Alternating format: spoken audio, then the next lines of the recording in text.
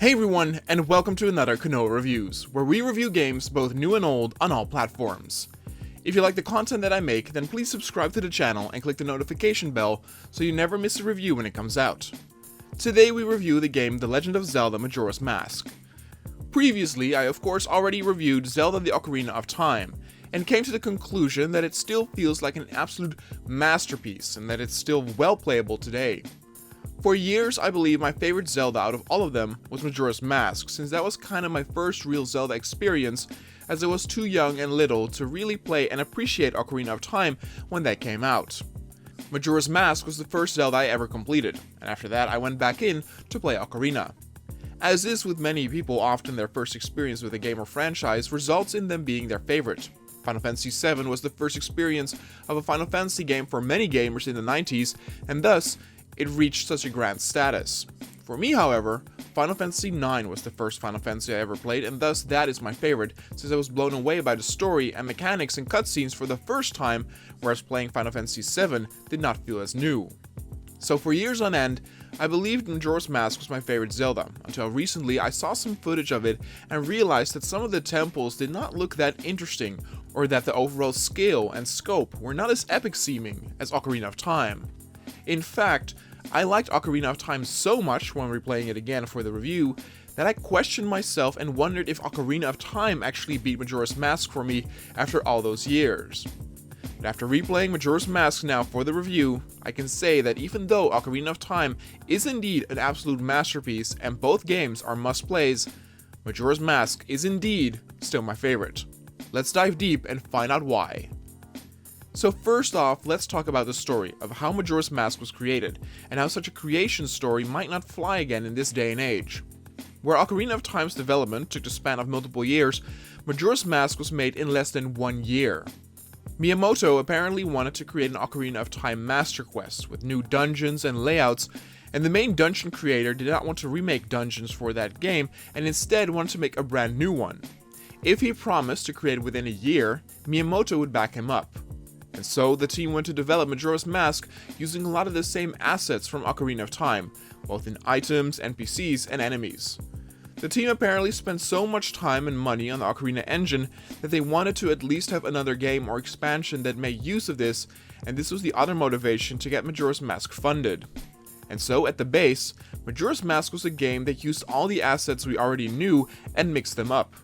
Nowadays, I believe a lot of people would frown upon this, and people would call developers lazy and cash grabbers for making a brand new full-price game using the same assets of the previous games.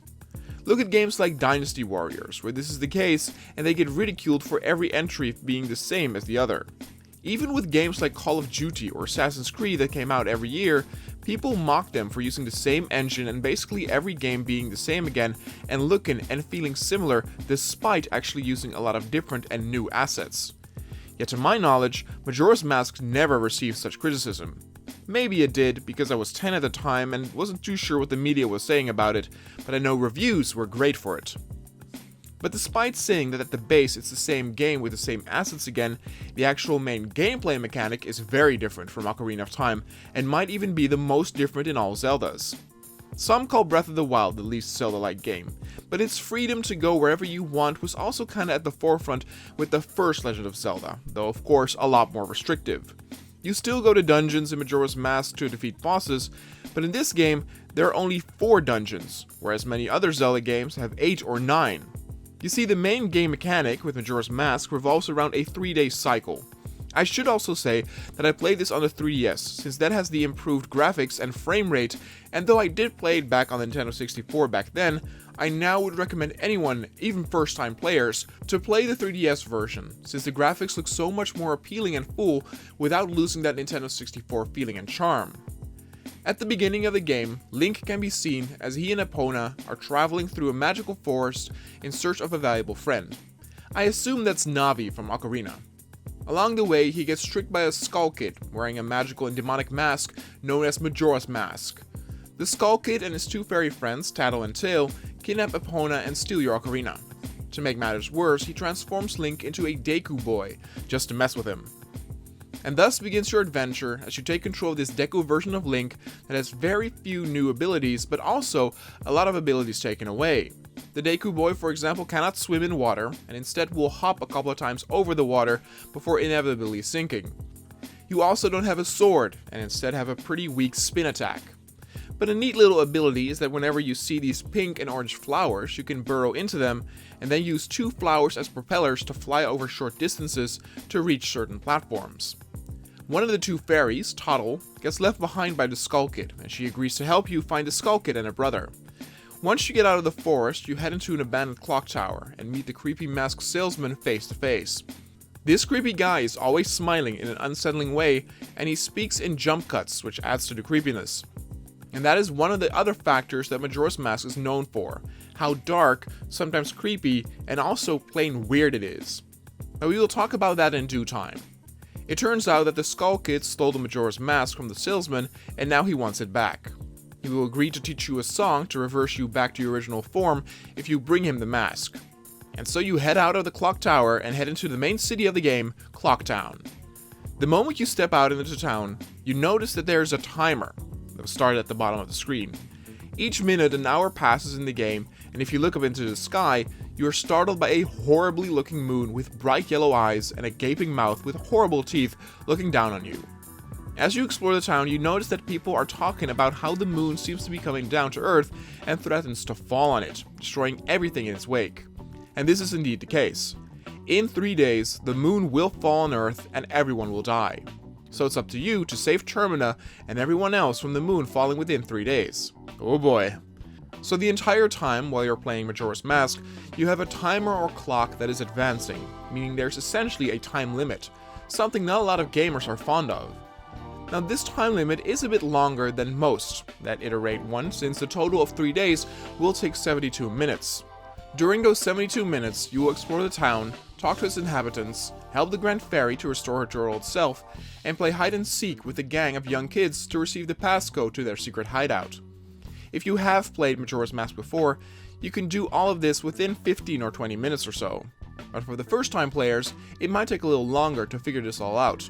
But the time limit is generous enough to where you won't feel panicked. Once you got the passcode to head towards the secret hideout of the gang, you arrive at the city's sewer system, which connects to an astrology observing tower.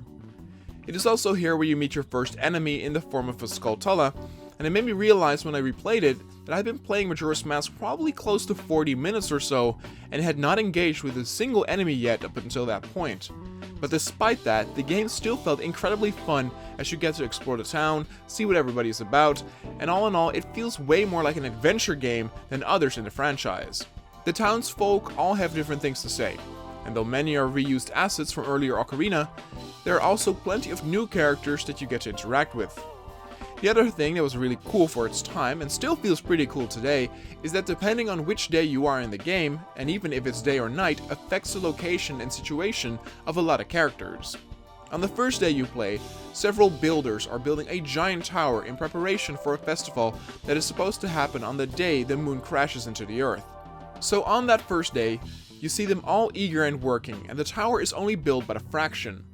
Then on the second day, the tower has become taller, and some of the builders are starting to have doubts as the moon seems closer than ever, and a few are starting to get scared, maybe thinking of leaving town. Then on the third and final day, the tower is pretty much completed, but all of the builders have panicked, and even the bravest among them have given up and want to run away in a panic. In another district, a couple of twin brothers are juggling during the afternoon in preparation for a performance on the festival. But if you head there during the night, they won't be there, and instead, in a different area, a couple of twin girls will be performing a certain dance. And even certain characters like the postal worker, you can actually follow through the town as he makes his runs, and he has a different schedule too, depending on what day. To many, these schedules that all the NPCs followed was very revolutionary back in the day, though it wasn't the first on consoles.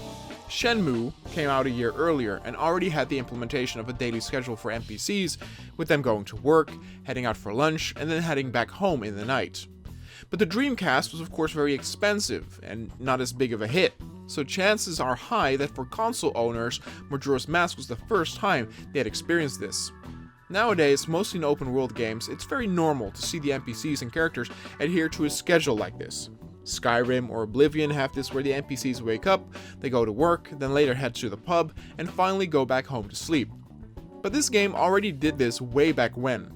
Since you will later be able to re-experience those 3 days over and over again, like a Groundhog Day scenario, you really get to feel well acquainted with some of these inhabitants as you get to know their schedule, whereabouts, and motivations. More so than ever, the town and world seem more alive and believable. It made it to where the town and its inhabitants became a character of its own, as there was simply a lot to do and explore. But let's get back to the story. When you arrive at the astrology tower, you get to look through a telescope. You can see that Skull Kid is awaiting you on the top of the clock tower. As you look up at the scary looking moon, a tear from it drops to the ground which you can pick up. With that moon tear, you can then trade it to another Deku who will lend you his flower and gives you a land deed so you can use the flower to fly up towards the clock tower on the final day.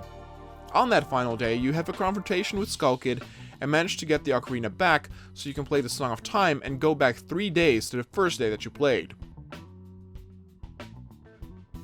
This is that Groundhog Day scenario that I talked about. When you meet up with the masked salesman again, he turns you back into Boy Link, and in a pretty disturbing scene, he gets mad at you for not getting the mask back. So then you head out into town, and everything starts back over again, but this time, you are human, and so you can do a whole lot of new things. During the battle with Skull Kid, the fairy brother tells you to head towards the north, west, east, and south points of the world to free the guardians who will catch the moon to avoid the apocalypse from happening. Because you experience the same 3 days over and over and over again, and everyone's schedule is also the exact same each time, it was probably a reason why the schedule adhering by the NPCs was possible on such an early console.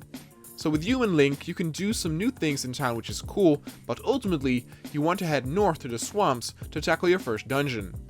Termina Field definitely feels a bit less wide and grand than Hyrule Field, but it's cluttered way more with all sorts of objects and things, making it again feel more alive and vibrant. Once you arrive at the swamp, something very rare happened to me. I have come to the conclusion that I absolutely love the swamp area in this game, and that is something you don't hear me say a lot.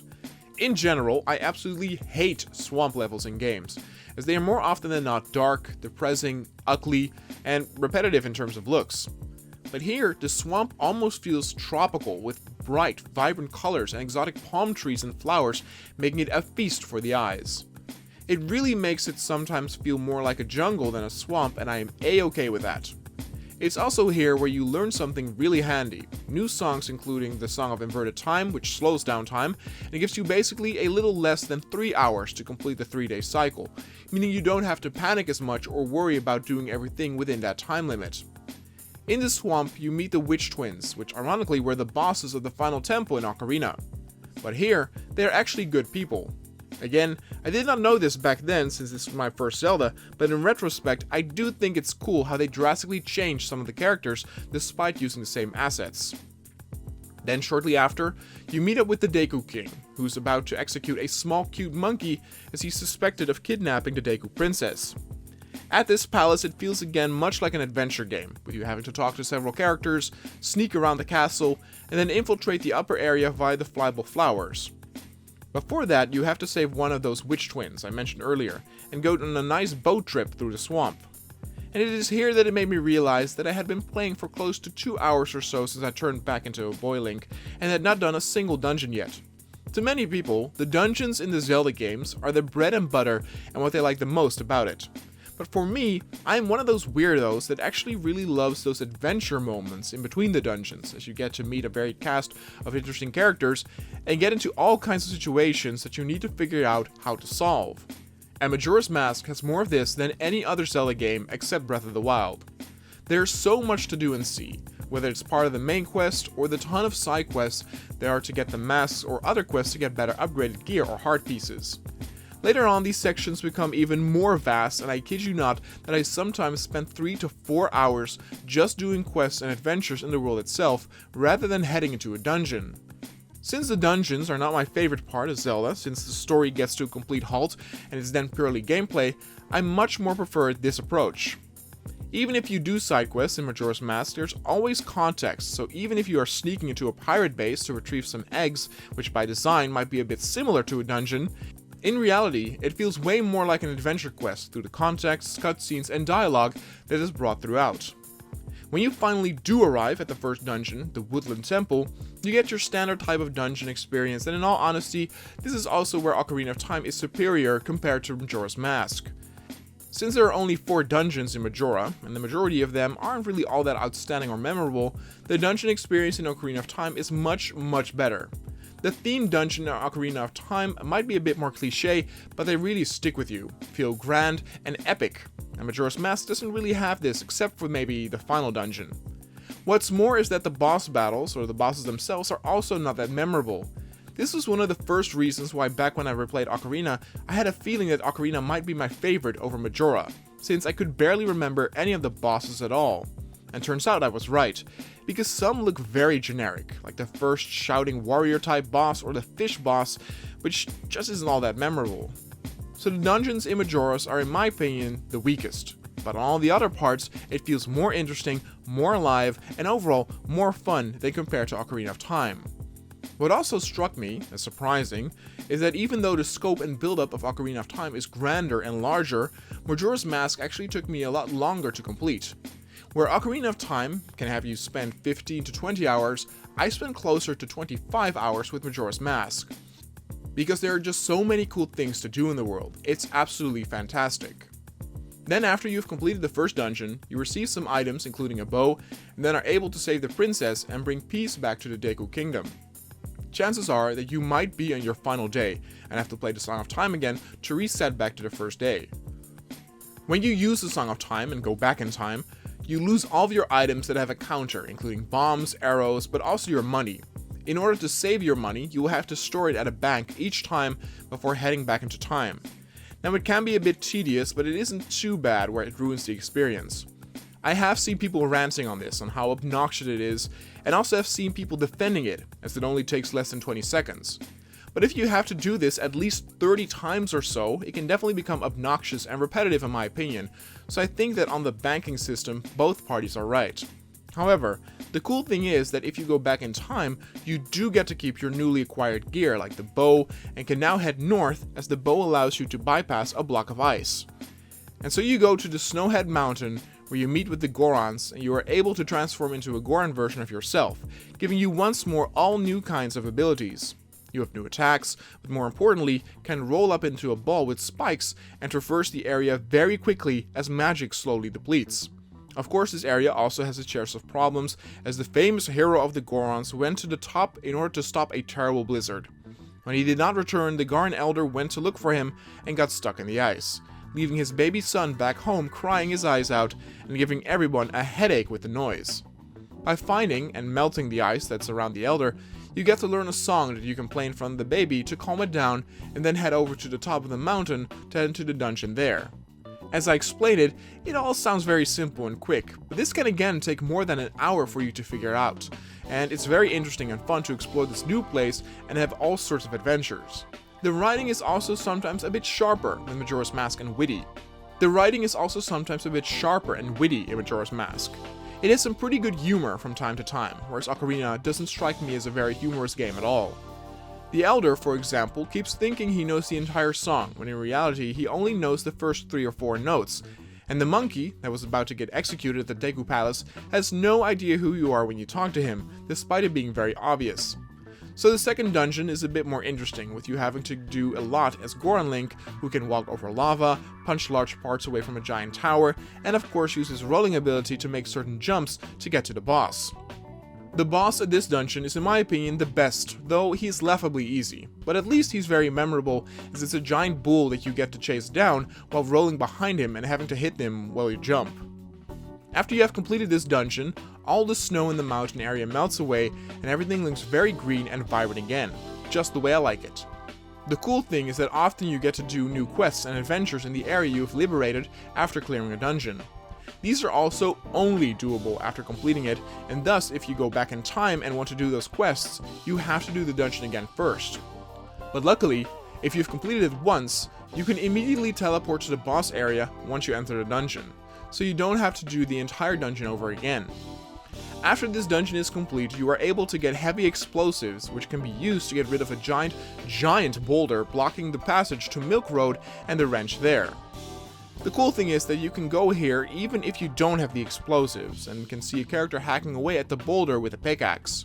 On the first and second day, he'll be hacking away at it, and then on the third day, you will finally be finished so you can head to the ranch. But once you head to the ranch on the third day, something seems quite amiss. You meet with the cute sisters who manage the farm, but the youngest sister seems not to respond to questions, and the elder sister is distraught as apparently their cows were abducted and her younger sister's mind was wiped. If you now use the explosives to clear the road on the first day, you actually get to find out what happened at the farm, and can prevent this from happening, which will result you in getting a pony the horse, which you will need for the next area. When you arrive there on the first day and talk to the youngest sister, she will tell you that aliens come out at night to abduct the cows, and she wants you to help her prevent this from happening. During the night sequence, you then have a pretty cool quest where you are on Epona's back and need to shoot ghosts with your bow and arrow as they head towards the cow's shed. The way they present these weird aliens is actually a little bit creepy, and by now I've talked long enough about the game to where I think it's time to address what so many people praise this game for, its dark and creepy tone. To call Majora's Mask a dark game, I think is exaggerated, but it definitely is the darkest among the Zeldas. From the sad, melancholic music that you can hear in Clocktown, which gets faster and more threatening with each day passing, to the inhabitants who slowly lose more and more hope with each passing day. You can talk to many and realize they are full with regrets, that they could not do the things they wanted in life, to not be with the one that they love, to not fulfill their dreams, and some of these talks are pretty heartbreaking. There's a lonely grandma in the town's hotel who will tell you bedtime stories, but on the final night, she heads to the ranch with her family to spend her final hours there together. The elderly sister of the ranch also feels guilty that she cannot get her sister out of there and hopes she can spend the final hours together as that's all they have left. The postal worker is scared in his house on the final day, realizing he wanted to do so much more than just delivering post, and now he will never get the chance. It's all indeed quite dark and sad, with topics of death and regret. The topic of death comes back multiple times as the mask you receive to be able to transform in either Deku, Goron, or Zora Link all come at the cost of a soul. With the Goron and the Zora, you can clearly see whose soul transported to the mask, and since they were already dead, or pretty much dying, it feels sad, but not as disturbing. However, the first form you take, Deku Link, comes at the cost of the Deku Butler's son, which leaves a dead, sad-looking tree, which is a mere husk of what it once was.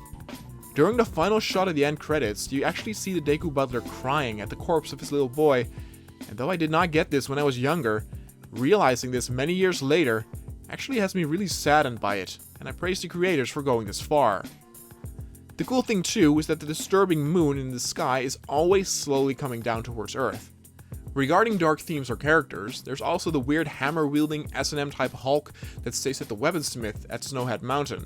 That dude is straight out of a Dark Souls game with his looks, and also in the final area you go to, there's a very disturbing but also very touching scene involving a little girl and her father that has been turned into a terrifying deformed mummy.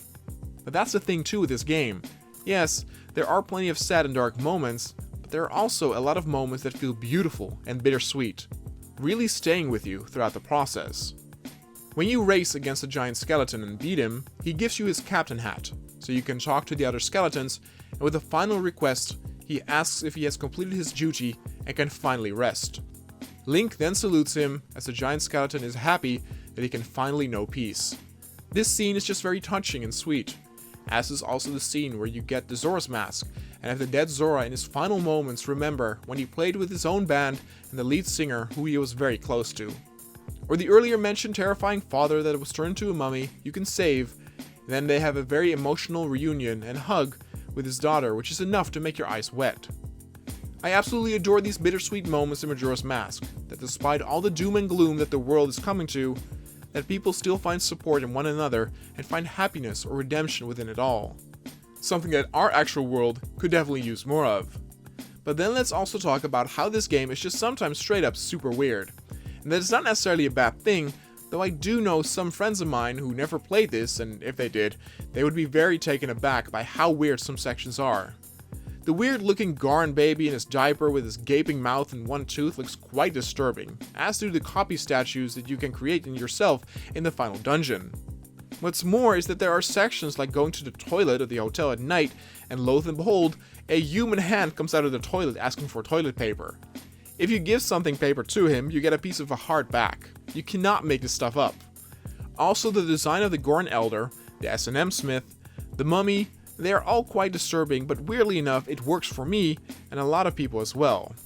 It suits the impending Doom vibe, and luckily, for those who aren't into all this weird stuff, there are also plenty of cute characters, including of course that cute giant turtle.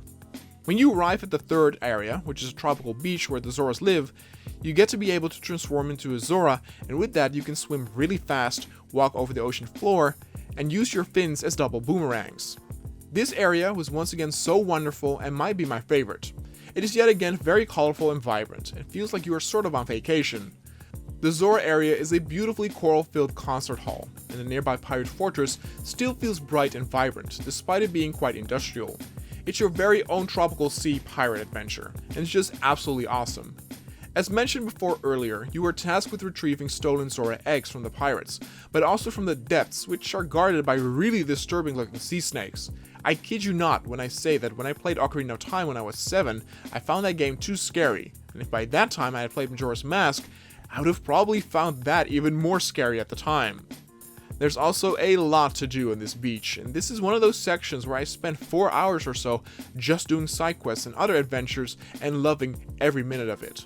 The dungeon here is probably my least favorite, with its very industrial look, and unlike the pirate area, it's not all that interesting aesthetically. The boss is also boring and kind of a drag. After this, you head to the final area, which is the canyon, where you have the emotional encounter with the earlier mentioned father and daughter. It's also here where you get the shield that lets you reflect light, looking more disturbing here than ever. And there are some really interesting and cool moments with some undead. The scary looking Redeads, for example, burst out into dance and pirouettes when you wear a certain mask that makes them think you are one of them. But I'm going to have to be honest here once again, and that there are sections in this area that are very, very tedious, and in that sense are way less fun than Ocarina. When you have to ascend the stone temple, you have to use a certain song to place statues of yourself on various buttons. Every time you do this, you have to put in the song, watch Link play it, and then see the animation of the statue being summoned. And you have to do this about 9 or 10 times as you move blocks with buttons to get across. It's a very uninteresting, repetitive, and overall very tedious puzzle. Luckily, when you are at the top, you can get a checkpoint to transport there immediately and don't have to do it all over again. But in that sense, those types of puzzles aren't clever at all. You have to unfortunately also do this sometimes in the dungeon, but not as much, and what also helps is that the dungeon actually has a pretty interesting gimmick where the entire dungeon can flip upside down, where you are then walking over the ceiling and vice versa. They actually do some good puzzles with this mechanic, and the Stone Tower Temple is in my opinion the best dungeon Majora's Mask has to offer. It also has a pretty cool boss fight, which I had weirdly forgotten about since it's pretty unique as Link puts up a giant mask to become tall as a building as he takes on 2 giant centipedes. Even now while writing this, I needed a few seconds to remember what boss exactly was at the Stone Temple, so despite the unique battle, they don't really stick with you. And then when you have completed all 4 dungeons and have freed all the 4 giants, you can head over to Skull Kid again to complete the game. But if you want to have the full Majora's experience, you will first want to get all the masks that the game has to offer, and do some side quests as well. I pretty much 100% in Majora's Mask this time, which should tell you how good I think the game is. I just didn't do the fishing as much, but I got all the heart pieces, of which this time there are more than 50 to collect. I got all the items, including all the bottles, and I got all the masks. You don't have to do all of this to complete the game, but more so than most games, the optional quests feel so much more fun and meaningful. Some of these quests can be very simple, only having you to do one action like give paper to the hand in the toilet. Others are a bit more robust, like visiting a dancing ghost at night and then using his mask to instruct dancing twins during the evening in town. Or saving a granny at midnight in town who is attacked by a thief, and then on the 3rd day you'll be able to buy a special mask, which you can then use to get another 2 heart pieces. Or what about jamming it up with some of the band members from the Zora band and then showing it off to the manager in exchange for a heart piece. The game is simply chock full of content, and many of these quests are wonderful, even the smaller ones. Some involve minigames that are fun to play, and others require a bit more effort or planning. The planning is essential too, since the quest to get the strongest sword in the game requires you to use all 3 days. During those 3 days, you will beat the 2nd dungeon boss again, take part in a Goron race, and exchange rupees to the 2 weaponsmiths in order to make your sword. The most boring side quests are probably the collecting of the stray fairies in the dungeons, which make the dungeons a lot longer. I believe you can easily complete the first dungeon in under 20 minutes, but with the fairies, it takes a lot longer. Also, the quest where you have to head into the Skulltula houses to kill 30 Skulltulas is a bit boring, but the locations at least do look quite nice and atmospheric. Especially the one with all the skeletons. And despite me calling them side quests, which they are in essence, it feels, like I said, so much more like an adventure game, where you talk to all the world's inhabitants as they want something from you, and you have to discover for yourself how to get it done the best way possible. I cannot emphasize enough how much I love that Majora's Mask feels so much more like an exploration and adventure game than a dungeon action adventure. I really would love more Zeldas like this. There's also an excellent side quest, which stuck with me after all those years. Even when I replayed Ocarina of Time, this particular quest from Majora's Mask was still fresh in my memory, despite me of course having forgotten a lot of details. In general, this quest is regarded as one of the best Zelda has to offer, and that is the Anju and Cafe couple quest. This quest spans the entire 3 days, and for this quest, you have to follow and study the patterns and behavior of multiple people throughout the town. You get to learn that the son of the mayor is missing, and he was engaged to one of the ladies who works at the hotel. The girl at the hotel is saddened by his disappearance, and by talking to her at the correct time with the correct mask, you can have her give you a letter, which you need to deliver to a postbox. Then the next day, you need to follow the postal worker to find out where the son is hiding, and you get into contact with him to find out he was bewitched and turned into a little kid and now wears a mask to hide his identity. One of his precious masks, which is used during the wedding ceremony, was also stolen by the thief who attacks the old lady during midnight. You can go after him with the mayor's son. At that point, an event will happen where you need to complete some puzzles in a short amount of time to get the mask back, and then meet up with the couple on the final hour of the 3rd day, where the sky has turned blood red, the earth is shaking, and the moon is mere miles away from crashing into the earth. Yet Anju and Cafe are finally together and decide to spend their final hour into each other's arms. Another very emotional and great scene, though in retrospect, with Cafe now having turned into a little boy, it might be a little weird in today's day and age, since Anju is still an adult. When the emotional scene is over, you have less than 1 minute to play the Song of Time and reset everything again, separating the 2 lovers once more. It's again that dark and bittersweet tone that I love so much. Then lastly, let's talk about the masks, because I have talked about multiple masks throughout the review without really explaining what they are. For the story, you will only need a handful of masks, but there are so many more to collect. Some of these masks are very easy to collect by talking to a certain character at a particular time, like the dancing ghost at night, or saving the grandma from the thief in town. They will give you masks that give you new abilities, and some are more useful than others. The grandma gives you a mask with which you can explode and clear things like rocks, like you could do with bombs. That way you don't need to own any bombs, but it comes at the cost of a bit of your life. Or a mask that, if a stray fairy is around it, will be pulled towards you, refraining you from going into dangerous territory. Other masks are a bit less useful and more funny or gimmicky, like the Bremen mask, which lets you play music and have small animals follow you. These masks still have a function often to get a heart piece, but nothing much besides that. The earlier mentioned Captain's Hat is required to get a certain song and to collect more hearts, and the fact that you can talk to the skeletons is really fun and neat. What I'm saying is that collecting these masks is great and quite rewarding, even if the reward is pretty small. Seeing your mask screen fill up with more and more is really cool, and there's a great reward for if you collect all of them.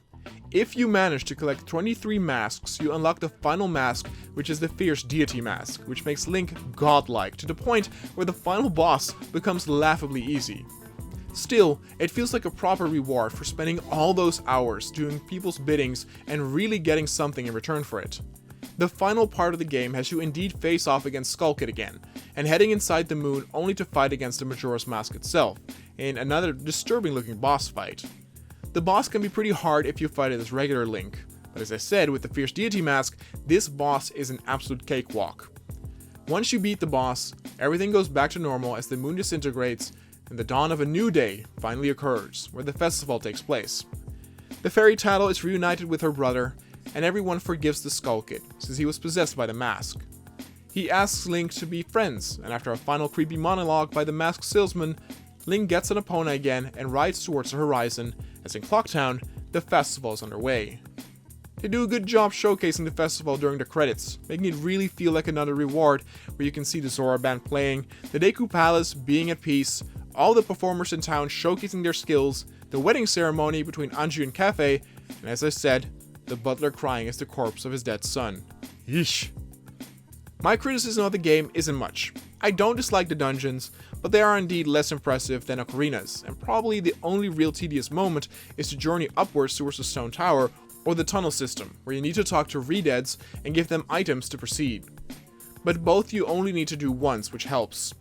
I absolutely adore Majora's Mask, and every time I stop playing it, I want to turn it back on and continue. The world just feels so alive and interesting. There's so much to see and do, even for a game that's so old. Characters and events really stick with you, probably because of the weight of some of the topics like death, loss, and regret. These characters really come to life in a way rarely seen back then, and it makes it to where Majora's Mask still feels so unique and on its own, despite using so many assets from Ocarina. It's a wonderful experience that I think every Zelda fan should play. Despite this being the first Zelda I properly played, I still think Ocarina is a better game for newcomers, since it's more streamlined and the non-linearity of the world and its quest can be confusing or off-putting to first-time players. And I am happy as well to come to the conclusion on why I love Majora's Mask so much and why it's my favorite. I thought at first because it was my first Zelda game, but having replayed it, I realized that it's the adventure game mechanics and its interesting quests that make it to where I love this one the most. There's always something to do that has context and story, and that's what makes it great and memorable. In the end, The Legend of Zelda Majora's Mask gets a 9.4. Though I prefer this over Ocarina, it doesn't mean that Ocarina is a bad game at all, and in some ways, it's even superior to Majora. I would still recommend to play both games, as they are both absolutely fantastic. I have now reviewed Twilight Princess, Ocarina of Time, and Majora's Mask on this channel. I wonder what Zelda game I might have to review next. I also really love Wind Waker, so maybe we will set sail in an upcoming video.